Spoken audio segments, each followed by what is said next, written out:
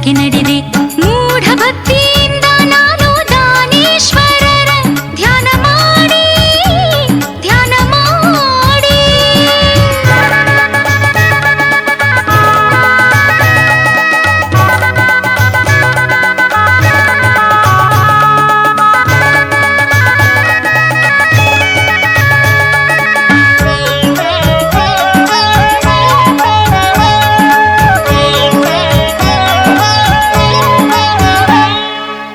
ಕೈಲಾಸದಿ ಶಿವ ತಾನು ಉತ್ತರಕ್ಕೆ ಮುಖ ಮಾಡಿ ಕುಳಿತಿದ್ದ ಕಂಡೆ.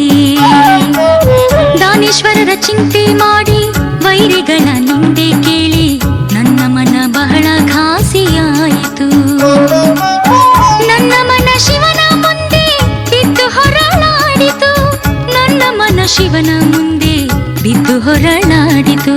ಮೂಢ ಭಕ್ತಿಯಿಂದ ನಾನು ದಾನೇಶ್ವರರ ಧ್ಯಾನ ಮಾಡಿ